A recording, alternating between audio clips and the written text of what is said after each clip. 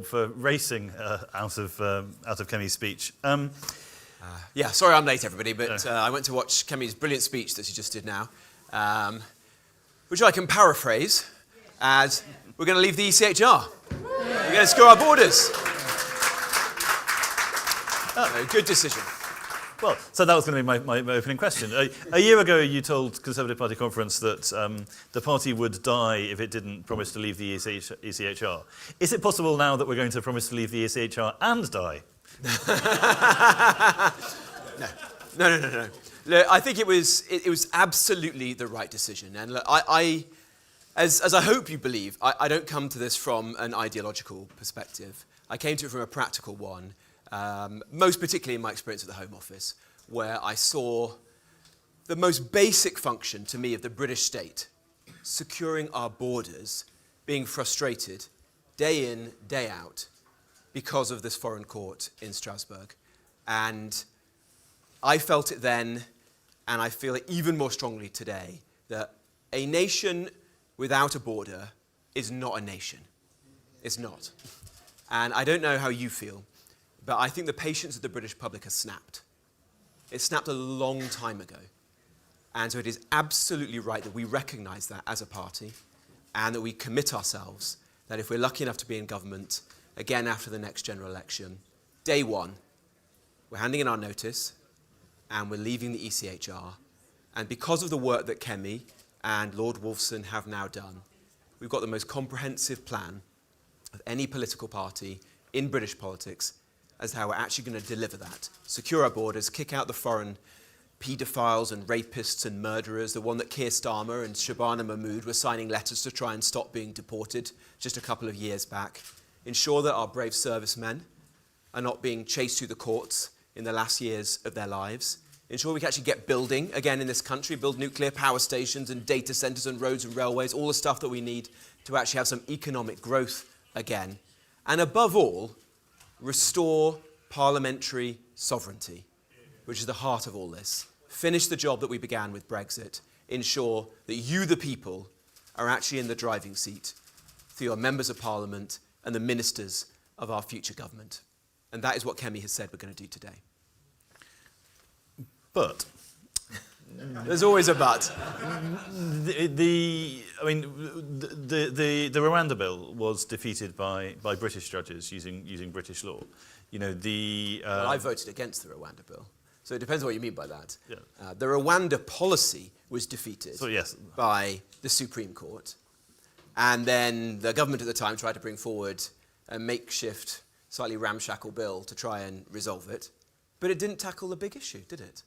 Which is that you've got to free yourself from the European Convention on Human Rights, restore parliamentary sovereignty so that our parliamentarians can pass, as Bill Cash would say, clear and unambiguous laws, and then the courts get out of the way and we can get on and deliver things. That's what I want to see. But in terms of, I think everyone would agree with that, but in terms of the sort of politics of it, you now have three parties which seem to, the voter who's not paying much attention, to be promising pretty much exactly the same thing. Do you think some form of action on. You think the Labour Party is saying well, this? they are saying stuff about ILR.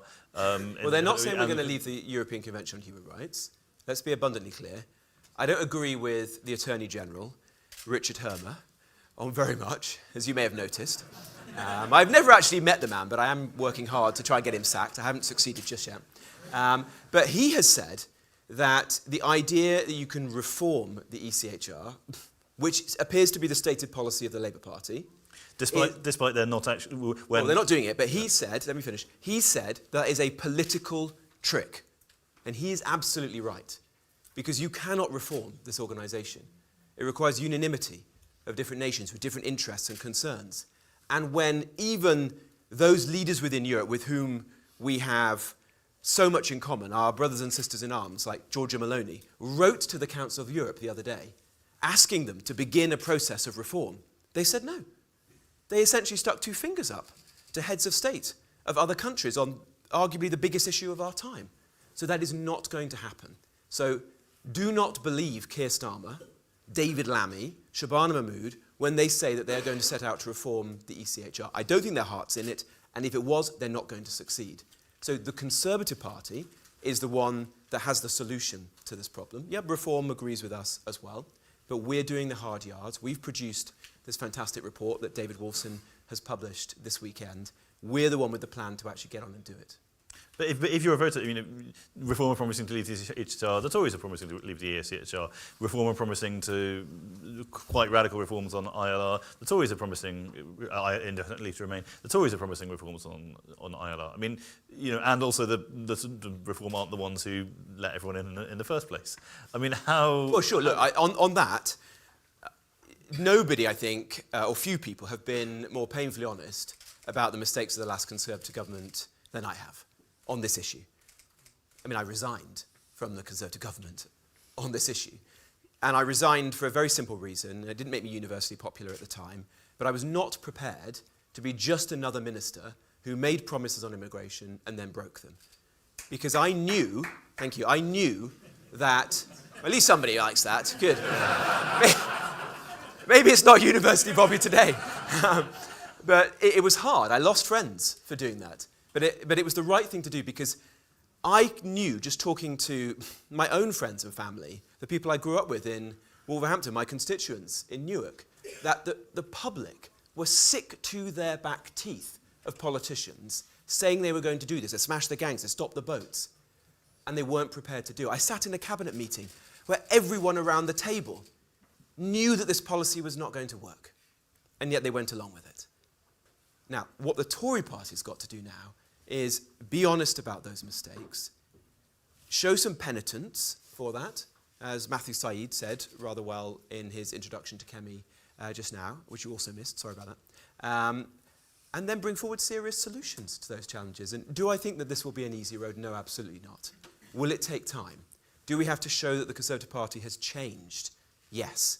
And it's not just going to be enough to make fine speeches or tweets. We've got to show that we've changed. I always say that when I screw up at home, just apologising isn't enough for my wife. Some of you know my wife. You've got to demonstrate that you're a different person, that you're going to do things differently this time. And so that's why I think having a very serious and credible plan is important. But yes, it's going to take time, absolutely. So in the conversation so far, we've been slightly eliding the ECHR for a brilliant CPS report by Peter Lilly. It's not quite as good as the report you did on legal migration. But, just wait for it. But also, so obviously the ECHR, the debate's been framed in terms of foreign criminals, deportation, and that sort of aspect. But there's also obviously the issue of legal migration. There we go. By Robert Jenrick MP, Neil O'Brien and Carl Williams. Robert Jenrick is now Robert Jenrick. Neil O'Brien is now head of policy for the Tories. Carl Williams is still head of policy for the Centre for Policy Studies. We work together on a sort of big package of reforms for legal migration, and it was very striking to see. Obviously, the Conservative Party basically adopted that as its consensus position incredibly quickly, but sort of even Labour were sort of copying and pasting entire chunks out of it, not least in terms of actually low wage migration is not we've been really unselective and it's not the economic panacea we think it is. Do you think there has been a sea change in public opinion, or do you think this is Westminster catching up with where public opinion has always been? I think it's Westminster catching up where most people in the country have been for a long time, but you're right that at the heart of that report, which Neil and I were involved in, but we have to give all credit to yourself, Rob, and to Carl Williams. Where's Carl? There he is. There's Carl. If only Reform had phoned you, Carl, before they put out their announcement on ILR. It might have landed better. But at the heart of that report was an argument that mass migration, which has been a feature of our economy and our country for the whole of my adult lifetime, Tony Blair was the founding father of mass migration, that is an unalloyed good for our country economically. We can talk about the social and cultural issues, but economically. And that was literally baked into the OBR model. That was baked into the OBR, but more than just the OBR. It was baked in to the entire political and economic kind of elite view of our country. And I think that report contributed to the comprehensive debunking of that issue. To the point now where I would argue that if you want high economic growth, you want low migration. That is essentially the policy that Donald Trump is pursuing in the United States, where he is bringing down successfully migration to the US, and at the same time, the economic growth is rising. And so they are beginning to prove our theory to be correct. And to your point about the experience of ordinary people in our country, I think that, I believe in the wisdom of crowds, and I think that people could sense this in their own lives. I represent a town in North Nottinghamshire, which is not a particularly affluent place. It's a working class town. And most people work in distribution centres, in food processing factories, in jobs where, for the whole of my adult lifetime, they've watched their employers reaching for the easy lever of foreign labour. They've imported people, firstly from Eastern Europe and then from other parts of the world. And correspondingly, they've watched their employers not investing in them, in their skills, in their wages, and not investing in innovation and technology that would drive productivity, to the point where they feel poor, they feel that the economy is just bouncing along the bottom, and they can also see that their businesses are not changing, that we have the lowest robotics, I think, of any major developed economy in the world today, the lowest number of robots per capita of any European country. And why is this? It's because we've just reached for the easy lever of foreign labour. I honestly believe, truly believe, and I think that report began this debate, that if we can bring those numbers right down, we'll actually drive economic growth and a renaissance in our economy. That's why I argue for not just a legally binding cap set in Parliament, which is the policy of the Conservative Party, but for that to be set as low as possible. Frankly, and it's the logical conclusion of the policies that Chris Philp and Kemi have set out, net emigration, where more people are leaving the country every year in the years ahead than are coming in. And then we choose the right people to leave and to come, make this country the grammar school of the Western world. Once again, the coders, the serial entrepreneurs, the consultant doctors, for sure, but no more low-wage, low-skilled migration.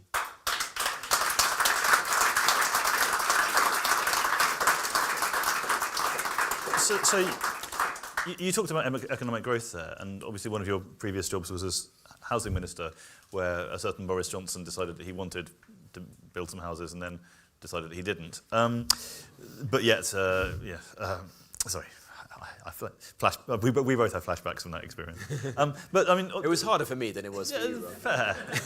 I think I've been more angry about it over a sustained period. But yes, wow. I can definitely accept that. But you talked about America. Like, one of the reasons that America grows is not just its immigration policy, but a staggering proportion of growth in America right at this moment is data centers, AI, and the large part of that is because they let people build data centers. They are having hundreds of billions of pounds is going into that. I mean, obviously, and there's a tie-in with your current role, which is that we have not just made it kind of quite hard to build stuff and do stuff. We have erected an entire judicial apparatus to constrain building and doing stuff. And I should just say, today, the Centre for British Progress, which is a Labour-aligned think tank, if anything, but is also sort of quite a sort of good lot of people, published a survey of 100 think tankers and economists, myself included, which said unequivocally that planning and the regulation around planning and infrastructure was the single thing we needed to fix in order to get growth in this country. I mean,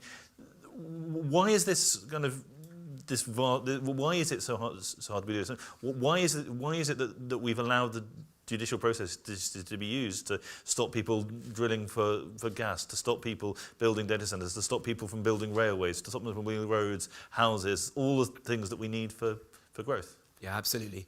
Well, look, I haven't read that report, but it sounds like it's very sensible. I think there's three big challenges facing our economy today. We've got to get people back into the workplace through serious welfare reforms. We've got to have a totally different energy policy as a country, so we stop deindustrializing and have cheap and reliable, abundant energy. And we've got to get the country building again. As you say, it's not just homes. It's roads, it's railways, it's factories, it's data centers. And that has been stymied in recent years, in recent decades, of governments of all political persuasions, more than just one prime minister. That has to change. Economic growth does not just come from nowhere. the world doesn't owe this country a living. I want this country to be rich again. I want my constituents to feel better off. Let's get living standards up. And that requires completely reforming our planning system so that we can get things built once more and get the courts out of the way of some of these decisions. I mean, let me give you a few examples in my role as Shadow Justice Secretary. Why is it so hard to build a prison in this country? We're in a national Because your Tory emergency. colleagues don't want them in their constituencies? Well, look, I can tell you I have more prisons in my constituency than any other member of Parliament. I was a bit worried when prisoners were going to get the vote a few years ago. But they are quite right-wing, actually. You'd be surprised. But it's never caused me any problems. They're good jobs, actually. Good people who work in prisons. So we've got to get on. We've got to build more prisons. And the reason why it was taking so long to build a prison, I mean, some prisons haven't been built yet, which Michael Gove announced when he was Justice Secretary in 2015, I think. 2015, after the general election, 2015. Him and George Osborne made a very good announcement. Some of those prisons have still not been built today. That's mad, isn't it? So we've got to change the planning system so that critical national infrastructure like that can be built much faster. In fact, just let's pass bills in Parliament. Let's pass the Heathrow runway bill. Let's pass bills to build nuclear power stations. Let's just get on and make decisions as a country. You know, it can't be right that we're spending £300 million on the planning stage of the Lower Thames crossing and not a single shovel has gone in the ground. That is a mad state of affairs. It's making us poorer. It is mummifying economic growth and business in this country, and we've got to fix it. And on your point about judicial review, which I think you're hinting at, because that's one element of this issue, Kemi and I are very interested in this. It's part of the lawfare and legal reform process that we're working on together. And we want to make serious changes because now there are far too many of these judicial reviews. I think last year there were 3,000 judicial reviews in this country, excluding all the many immigration decisions that were judicially reviewed. And if you think about each and every one of those is a government decision paused. It's a project, like a road, a railway, a nuclear power station, a prison, suspended, paused, put in doubt. And we can't live like that as a country. If, like me, you believe this country is in economic and societal decline, we've got to change things so that someone and some party, let's hope it's us after the next general election, can grip the country, get building, get things done, get economic growth going again. So we want to reform judicial review, reduce the ability of people to bring those claims. There'll always be some, but reduce and change standing so not so many people can take over. Deal with some of these total absurdities, like you may have heard of, like the Our House Convention. This is whereby sort of left-wing eco-charity or campaigner can bring action against someone like the government, and their costs are capped at £5,000. So the state could spend £1 million, but the other side only spend £5,000. So of course they're going to bring vexatious legal actions and waste millions and millions of pounds of your money. We should be coming out of that convention. There are many other good reforms like that we can do and support. Yeah, I mean, yes, the Our House stuff is awful. It's just a one-way bet. It's insane. It's just absolutely insane. Yeah, but why is it that, I mean, a lot of this, I mean, so, sorry, I'm getting quite nerdy. I promise we'll move on to other things. But a lot of this derives from, you know, the sort of nutrient neutrality idea. Like, ultimately, if you follow it all the way back through, it comes from not the European Court of Human Rights, but a European court in Strasbourg, a directive saying that effectively no project can be permitted unless it has been proved beyond reasonable scientific doubt that it will not have any deleterious, it will not result in any increase in nitrogen pollution whatsoever. And that's insane because. You know, what you're saying there is, you know, you can't have a single extra person flushing a single extra toilet in a single extra new house without, and that's, you know, that resulted in the pausing of sort of six-figure numbers of houses. But why is it that the UK, like ultimately everyone is subject to these same rules and regulations and principles? Why is it that we have interpreted them and our judiciary has interpreted them so spectacularly badly compared to, you know, we were the ones who said, you know, the courts who said. and there was a very good dissent on the Supreme Court about this. When someone was trying to build a gas well, they said no, because we have to consider the indirect uses of every therm of gas that's produced from that well. And the dissent was like, we've never done that. We've never done that with anything. This is insane. So how has it got to this point? Yeah, and I think it's a fair criticism, because people always said to me when we were debating as a party and as a country whether we should leave the European Convention on Human Rights, well, why do we have to do this when Germany is beginning to remove a small number of criminals from their prisons, send them back to Afghanistan? Why do we have to do this when Turkey is a signatory of the European Convention on Human Rights, and yet they have a rather different response to many things than we would have? But I do think there's something about the UK where we, both good and bad, the good is that we are a country of laws.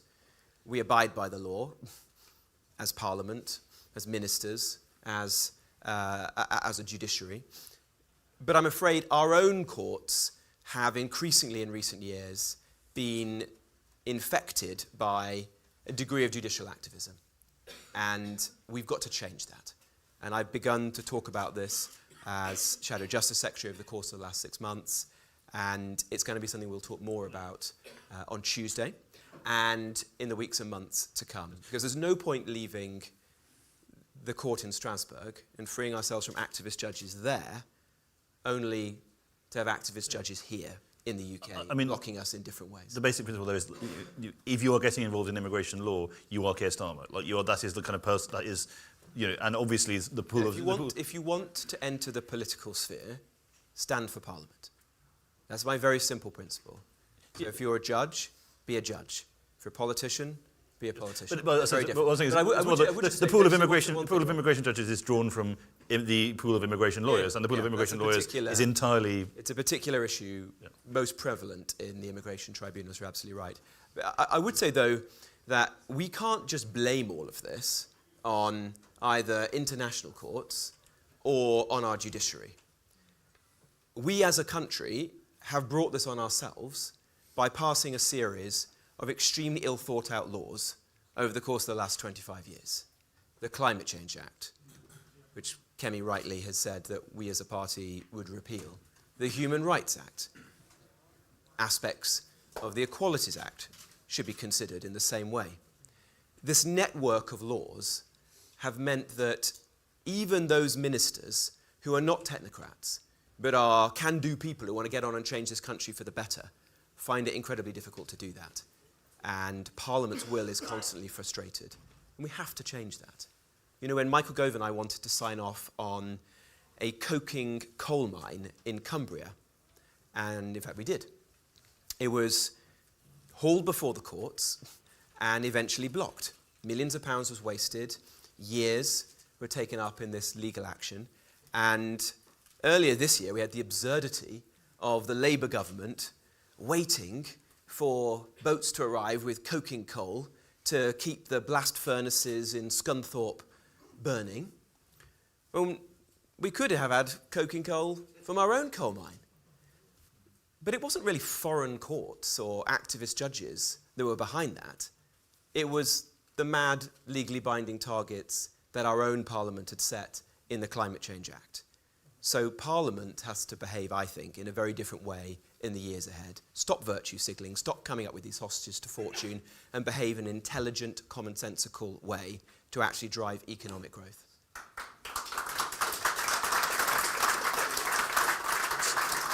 So, obviously, you're talking here bluntly, as though the Tories will get back into power and be able to do these things. But obviously, the political situation has not necessarily developed to the party's advantage. Do you think if Robert Jenrick had been chosen as leader rather than Kemi Badenoch, where would the Tories still be on where they are in the polls? Higher, lower? I've no idea. There's no point. No. Look, with all due respect, Rob, it's a silly question. That's ancient history. Kemi's just delivered an extremely good speech, which I'm sorry you missed, but it was an extremely good speech. Waiting for you. She's made an excellent speech today. We should be rooting for her and getting behind her right now. Okay.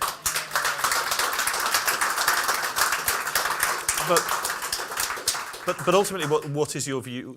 What is the dividing line between the Tories and Reform? If if a voter is saying, I mean, there's a line I've used in a column before, so apologies for the language, but you lot were we had one lot of useless bastards. Now the other bastards are useless. We're not going to go back to the first lot of useless bastards. Like, what is? Well, there are things that are distinctively us. Yes, absolutely, we must be as strong as possible on immigration, on crime, on integration. Issues where we do have a lot in common. You're absolutely right to say with reform, although there are some differences, and I think we can do those policies better and more seriously at times. But we're also the party, as you at the CPS would admire, of fiscal responsibility, of personal responsibility, of free enterprise.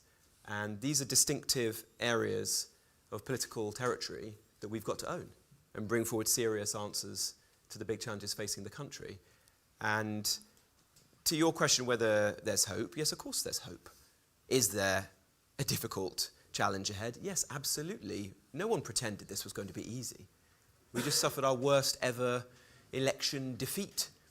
The worst defeat since, 1830, I think. I did an event with Jacob Rees-Mogg, he said it was the worst since 1740. I'm not sure how he got to that. Well, you say that. Somebody heckled, like you, sir, in the audience and said, well, you should blimmin' well know, because you were probably there in 1740. And that amazing woman who is his kid's nanny was sat by me at this lunch, and she turned to me and said, it feels like I've been around since 1740 with this family. But look, in all seriousness, it's going to be a long, hard road. It's not going to be quick. The answer is obvious in the sense that we've got to change. We've got to change the Conservative Party. And we've done a lot of that in the last year. Have we done enough? Well, self-evidently, we've got to do more, haven't we? We've got to demonstrate to people throughout the country that this is a new Conservative Party, has learnt its lessons, is never going to make those mistakes again, and is going to bring forward real answers to the challenges we face. And then I do believe, in time, the public will start to listen to us again. So you say the party's learnt its lessons, and that it's learning its lessons. Should stand for fiscal responsibility. And you have, to your credit, been one of the politicians on the Tory side who's spoken most frequently and most eloquently about the need for the Tories to actually appeal to someone under the age of 80, and have a focus on young people and do something for them. I mean, right opposite this lovely cubicle is a sort of big box set up by the party celebrating its success in getting Keir Starmer to U-turn on the winter fuel payment. Hooray! Richard Branson is getting his bung from the taxpayer every year. I think he lives in the British Virgin Islands. Tony Blair is getting his. Okay, fair enough. Well, he's going to be in Gaza apparently. Yeah, Paul McCartney, James Dyson. All right, we can't get into this debate. You are tempting me down a line. Look. How can you justify the triple lock? Yeah, that's what I'm trying to ask you. Look, well, we're not changing the triple lock, but you're right to say that the Tory party's got to appeal to younger people. It's got to have an offer to young people, hasn't it? We can't just be a party of older people, and we certainly should not be a party of the wealthy. I don't want the Tory party to retreat into some kind of party of well-off people. That's not what drove me into politics. I grew up in Wolverhampton to working-class parents who set up a small business around their kitchen table. I represent a working-class town in North Nottinghamshire, an ex-mining community. Working people are the people that we should be in politics for, and so we've got to come forward with policies for them. Now, you raise one, but there are others. Let's get this country building and get houses built, so we get young people onto the housing ladder and bring down migration. Because as Carl wrote in that report, I think 90% of the deficit of new homes in this country is because of the number of people we've let into the country over the course of the last 25 years. So there are definitely things that we can and should be talking about. And I remain an optimist that we can get young people to support the party. I know that seems countercultural right now, but I do believe it's possible. If you look at Canada, I know they didn't win the election, but there was a few intervening events that got in the way. But they got 20 and 30-somethings to vote Conservative again, completely transformed the political landscape. Why? Because they talked about housing. So let's add that to the stable of Conservative politics and make us the party of home ownership and housing once again. Because I am not prepared to allow young people to waste 40 or 50% of their income on rent, to live in box rooms, to be spending the best years of their lives sat at home in their childhood bedrooms. No, absolutely not. The Conservative Party got it wrong in the past. The new Conservative Party should be one in which we are helping those people onto the housing ladder, to have a stake in society and to get on in life. Well said. I would agree with every word of that, though. I should clarify the 90% is only against the government's target since 2015, when we were already about 4.5 million homes in the hole. So we're now 6.5 million houses behind. It's even worse now. Yeah, we're now 6.5 million houses Thanks, behind the average European. Thanks for cheering us up. Yeah, hey. Speaking of cheering up, no, another area that you've highlighted, and we'll open to questions after this. But another area you've highlighted has been crime with your videos and the tool campaign on I hope tools. you paid your fare on the way here. I've absolutely paid my fare. Although I did get slightly annoyed when my kid left his zip card at home and the guy made me pay twice for him to go through. It's like at least he's come on. Yeah. Anyway, but no, I mean, is your sense that I have to be very careful. like what's next on the agenda? But also, do you have a sense? Is there a sense? I mean, that people have a feeling the social contract has broken down. I think that there's that very powerful that idea of fairness, and that we're paying in, we're doing the right thing, and we're being treated like mugs. I think that seems to be driving an awful lot of people's objections, and I think the stuff you've highlighted is at the core of that in some ways. Yeah, I think you're absolutely right. When we did that video that you may have seen about fare dodging, it inadvertently tapped into something that I think most people in our country believe. Maybe not Susanna Reid, but most people in our country think that the high trust society that we used to have, and which we all aspire to, has changed in recent years. And you see that on so many different levels. The shopkeeper whose shop is beset by shoplifting now. The fact that when you go into Greggs, things are being sold behind. I go into Greggs a lot, by the way. But you may not believe that these days. But those of you who've known me for a while... Favourite item? Oh, a sausage roll. I'm a traditionalist, not a vegan sausage roll, in case you were asking. But it's shoplifting. It's mobile phone theft. It's tradesmen having their tools stolen and sold in plain sight at car boot sales. It's just simple things like morons blasting music on the tube, or graffiti that you see now. It is shredding the social contract, and the public realm feels like it is not what it was or what it should be. I think we can be better than this, and that's what I want us to be. I want us to change. And there are those people who say, well, look at my graphs, actually... crime is falling. And Fraser's here. Life is good. I'm not talking about Fraser. But I think that that's not the lived experience of. I hate that phrase. That is not the experience of most people in this country right now. There's I don't know if you. There's an old song by a band called the Doobie Brothers, and there's a great line in it where they say, "The wise man has the power to reason away what he sees." And I think there are lots of very wise and intelligent people in this country who can sometimes reason away the experiences of most people in this country. And that is definitely true when it comes to crime. Most people in this country think there is an epidemic of crime. The crime that they see in their daily lives, the most visible types of crime, like shoplifting, they think are rising. So what is politics if not trying to understand the concerns of the public and acting on them? I hate this phrase populism, by the way. It's this sneering, demeaning phrase, populism. Let's actually address the public's concerns. Do the things that they want to see done in our country. That is how we get elected and re-elected. That's how we actually change the country for the better. So we must be tougher on crime. It's a short answer to your question. I want to see the people doing this, the career criminals, locked up, and locked up for longer. More than 50% of all the crime in our country is being conducted by just 9% of the criminals.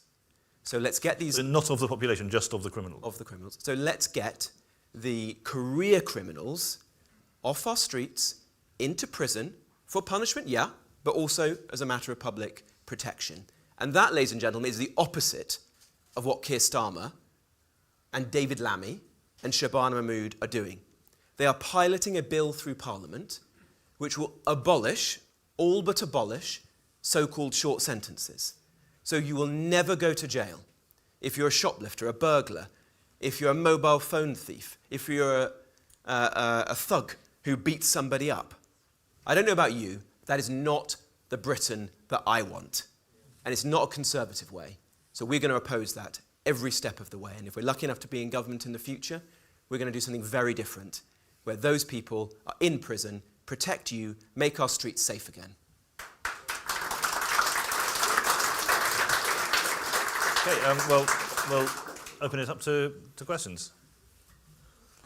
A couple in the front row, and then the gentleman there who I mean, this is the kind of commitment you need, by the way. This guy approached me like 20 minutes before we even opened the doors and said, I've got lots of questions. Oh dear, you only get to ask one, I'm afraid. But, hi Rob, Jerry Scott here from The Times. Hello. You mentioned that there were some parts of the Equality Act that you think should never kind of have come into force. Can you outline a bit more what you mean by that, what areas and what you would like to change about it, please? Good question. Look, I think this is one of those laws that we're going to have to give very careful thought to. And Kemi's way, which I think is right, is that we don't shoot from the hip about this. We identify challenges, and the Equalities Act is certainly one of them, and then we do serious pieces of work to see which aspects would we like to get rid of altogether, which ones could be amended, improved, and that certainly falls into that category. But yeah, when I was a minister, were there good policies which were delayed or made more challenging as a result of the public sector equality duty that Harriet Harman brought in? Yes, absolutely. So I think we need to give that careful thought. Sorry, actually, we've got two microphones. Without going over what the problems are. You're the gentleman with multiple questions, are you? Yes, and I'm only allowed to ask one. Oh, good. So I think I'm going to phrase it this way. Starting, do you agree with me? Then I could make a statement. If I'm allowed to do that, I'll keep it as brief as I can. Yeah. Do you agree with me? Some months ago, I was talking to my wife about what's the best policy for our country. And I said, the biggest thing we can do for our country is to reduce the population. And you wrote an article about 3 weeks ago that spoke about emigration, not immigration. So the nub of my question is this. Over a period of 10 years or so, we need to reduce the population to 60 million. We can do it in two ways, because the key to all of it is increasing the percentage of the working population of the total. Two ways. One, through encouraging young people to take up apprenticeships at 16 and 18. Don't send them to university. Close 25% of universities. I'm an old age pensioner. For old age pensioners... Sorry, I'm really going to have to ask... Yeah, I've got to the point, okay? At the other end, you've got to increase the pension age. You have to increase the pension age to 70 over a period of about 10 years. There are two solutions there. And then good question. Do you want me to answer that? Or I think we would just take two at a time. Just we've got quite a few. Michael Knoll from the Daily Express. You mentioned in the end of your questions there that the disastrous policy of scrapping short sentences is going to have a significant effect. Would you reverse that decision? And one discernible difference between yourselves and before I'll say it. is that the Conservatives won't leave the Refugee Convention. Why is that? So, as ever with journalists, a two-part question. I mean, I am one, but a two-part question. Would you commit to reversing the ban on short sentences? And also, why aren't the Tories also promising to leave the Refugee Convention as reformer? Yeah, good question. Well, the research that David Wolfson has done has concluded that, in his opinion, we can secure our borders and kick out the foreign criminals without leaving the Refugee Convention. And obviously he's given this a great deal of thought, talked to many other very learned people, and his strong conclusion is that it's not necessary to leave. And so I take his advice. And there are other countries. I mean, the United States is a party to the Refugee Convention, and yet it is pursuing some very robust immigration policies, as you can see, and extremely effective immigration policies, to the point where there's almost no one crossing the southern border. So I think there is evidence to suggest that one doesn't have to leave the Refugee Convention in order to do the job that needs to be done. On short sentences. Look, I want to bring this to an end. We are going to vote against this. I mean, we're doing absolutely everything we can to campaign against this, because I think it's going to spark a crime wave in this country. You know, if today there's a sense of lawlessness, a sense of impunity, imagine what will happen if you know you are never going to go to jail for shoplifting or nicking mobile phones or beating somebody up. We've come across people with 300 prior convictions for shoplifting who have not gone to jail. It's already a completely absurd situation which infuriates the public. This is just going to make it even worse. So we're going to fight it every step of the way. And on the population? To your question on the population, well, this is a big challenge. It's a really big challenge, because we actually do need young people to be having more kids. It's as simple as that. I'm not quite Jacob Rees-Mogg territory, but I have tried to do my bit. But it's a big issue, and it's not actually that those couples who are having kids are not having as many kids as they used to. That's not the issue, actually. It's that there's a growing number of women, couples, who choose not to have any children at all. And so it's a complex challenge that we have to think through. What are the root causes of that? As I said in answer to an earlier question, I've been a long-standing advocate of house building. I do think we should be a party that, if we can cut taxes, cut them for working age people. Choose our policies to help people during those crucial years of their lives. And if those things can help to tilt the scales a little bit more in favour of couples, women choosing to have kids, more kids perhaps, then I think that is good for our country and its long-term prospects.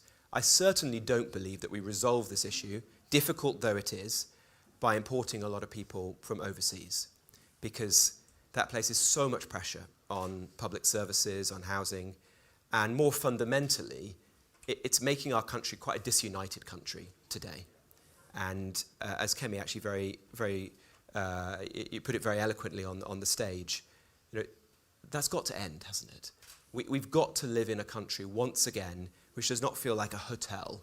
It feels like a home, where there is a strong, abiding sense of our national culture.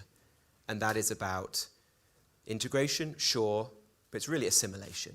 People choosing to come to this country and to abide by our history, our culture, our customs, the things that make this country so special. And you can't do that at the scale that we've known in recent years. Thanks.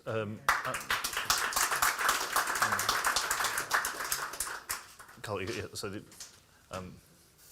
okay, have you already picked someone? Or? So yeah, Reggie from, and then maybe a question. Hello, Rajiv Sal from The Guardian here. I just wanted to ask, first of all, on, I think you said a couple of weeks ago at the Bruges Group event that the party should make each political candidate sign a contract saying that they will support leaving the ECHR. Is that what you want? Is that what the party will request? And given your anger over the last government's direction on legal migration and the fact that 900,000 people came in between 22 and 23, do you rule out ever supporting a comeback by Boris Johnson? Do you rule out supporting him? Oh, good question. Well, on your first question, Kemi was very direct on this morning. I don't know if you were listening to her interview. Do you listen to GB News? I recommend it. She was very clear on the Camilla Tominey show that this is going to be in our manifesto at the next general election, and rightly so. And yes, if you want to stand as a Conservative parliamentary candidate and become a Conservative member of Parliament, then you have to sign up to this, because this is an incredibly important decision for the future of our country. What was your second question? Boris? I don't know. You'd have to ask Boris. I don't know. Okay. Well, yes, Carl, I mean, yeah. Sorry, we did have a second. He looks keen. Yeah, okay. This could go horribly right or horribly wrong. Is it on? Yeah.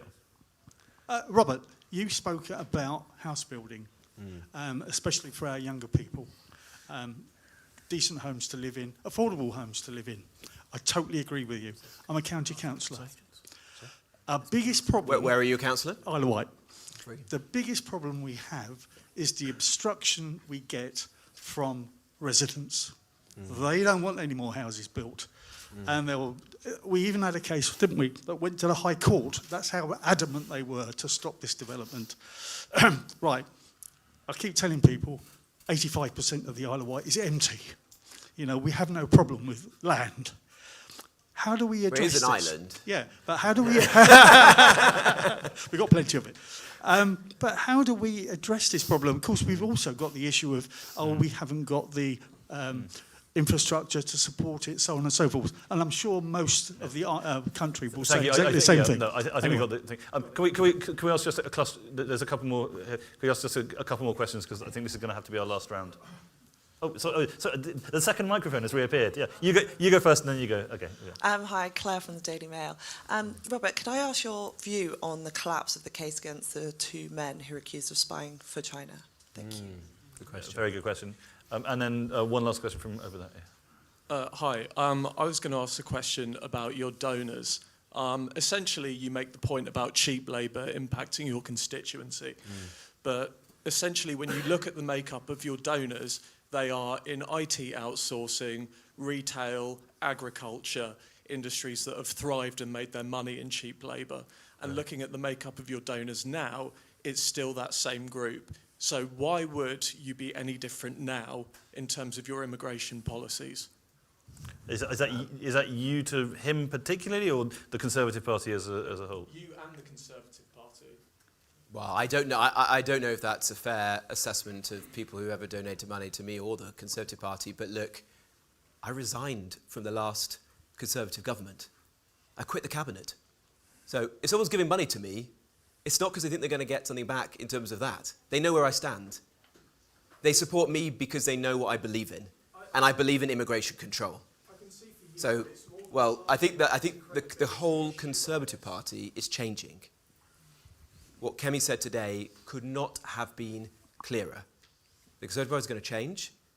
Never again be a party of mass migration. We're going to be a party of secure borders and bringing down legal migration. Bringing it right down and giving the country breathing space again. To your question, Claire, look, I listened to the interview this morning with Shabana Mahmood on Laura Kuenssberg, and she said that neither her nor other ministers were involved in this decision, and that it was taken solely by the independent Crown Prosecution Service. So we have to take that at face value. At the heart of the question is our relationship with China. I think China is an enemy of this country. I think it is a real serious threat to our values, our economic and our national security. And all decisions must flow from that. If someone is spying on our parliament on behalf of China, lock them up. Send them to jail for a long time. If China wants to take over the Royal Mint, one of our grandest public buildings, next to the Tower of London, and turn it into the world's largest Chinese spying hub, no, absolutely not. Absolutely not.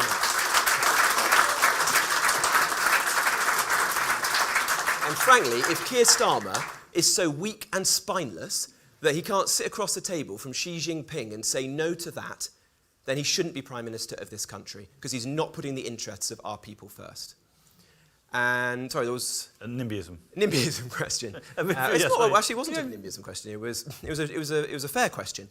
Look, I thought it was a fair question. Look, everybody's concerned, aren't they? This is Great Britain. We're a country of people who love our homes and our assets and our neighbourhood and our countryside. So I've always understood the emotional reaction of most people to new development. What are the answers? Well, yes, we've got to make sure that infrastructure accompanies new housing. And when I was Housing Secretary, I sought to change the law so that there would be a proper levy, so you could get land value captured and give it to local councils to get on and build some of those things. Make these homes look nicer than they have done in recent decades. I worked with the late, great Roger Scruton, one of the patron saints of conservative philosophy, to say we can build more beautifully, now. Angela Rayner scrapped that, incidentally, first thing that she did. And then she went and bought herself a grade 2 listed flat down in Hove, so hypocrisy. But we can make homes more beautiful. But we have got to win an argument here, haven't we? We've got to win an argument that the social contract has been shredded. Young people are not getting a fair deal, and an older generation who benefited from all of that do need to sit up and help the next generation onto the ladder. If I think back to the reforms that I did when I was a minister with Boris Johnson, there are lessons from that period. We all have to learn. Don't be a minister for Boris Johnson. No. Actually, you know what? When that period had the highest level of house building since the early 1980s. So we got a lot of homes built during that period, but we could and should have built more, and we should have done the planning reforms that we proposed. But what I would do is actually not go and build a shed load of homes on the Isle of Wight, although no doubt we do need to build more, because I was in the Isle of Wight in the summer and there are big challenges with young people getting on the housing ladder there. We should be massively densifying our big cities. So do serious planning reforms like the zonal reforms we were proposing previously, but do them in London and do them in our big cities. And I grew up in Wolverhampton. I now represent a town on the edge of Nottingham. There's so much opportunity in the cities, particularly of the Midlands and the North, to regenerate, to build upwards. And it's not just an economic mission, it's also almost a moral mission, because a lot of those cities have painfully declined in the last 30 or 40 years. They've really just become centres for students and social housing in some cases. And we can change that by getting aspirational middle-class families back into those towns and cities, by massively reforming our planning system and getting building again there. Thank you. I'm sorry. No, bravo. Come on. Don't turn down abroad. Oh, sorry. So I'm afraid we only have time for one more question, and I'm going to ask it. So I apologise to all of you, but one of the things which marks you out from your colleagues is your mastery of new media, your use of video, your use to reach voters who the Tories haven't voted, and and we've now so influential have you been in that regard. We've even had Mel Stride doing monologues in a driverless taxi. Very good. Is the next step? He's not been in a Spitfire yet, has he? No, he hasn't been. So A, what's next from you? And B, you mentioned Jacob Rees-Mogg earlier. Is At Home with the Jenricks the next logical step for? No, absolutely not. No, I don't think people want to see what goes on in our household. I've got 3 kids. Well, he's got more, hasn't he? But 2 dogs. It's messy at home. Look, what I have learnt, on a serious point, is people are sick of politicians right now, right, of all political parties. And there's a deep sense of anger and frustration in the country. How do we respond to that? Well, I don't have all the answers, but what I do think is this. Get out of a suit, get out of Westminster, raise the everyday issues that all of us care about, and get stuck in. Try and shame the authorities into action. Do not believe that the role of Conservative politicians is merely making speeches in Westminster, in the oak-panelled halls of the Palace of Westminster. And do not buy into this idea that being in opposition is pointless. Actually, I think it's an incredibly noble thing. It's incredibly important that we hold this Labour government to account, and we can get things done. We really can. So my message to you all is one that a taxi driver said to me in London yesterday. He was a former Navy guy, and he said to me that he liked the videos, that they were mainly because they were shaming Sadiq Khan, who he hated. And he said, Rob, the last order of Nelson at the Battle of Trafalgar was engage the enemy more closely. That is what we've all got to do.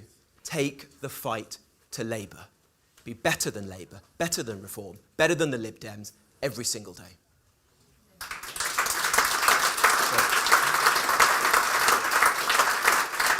Thank you very much, Rob. Our next event in this glorious space is CapEx debate, I think, on does Britain need its own Millet. Please do join us for that. Have you got a chainsaw? We don't have a chainsaw. We've got a couple. Health and safety. We've got a cutout of Maggie if anyone wants to take a selfie on the way out. That's good. But thank you to Robert, and thank you all very Brilliant. much for coming. Thank you very much. Thank you. Sorry.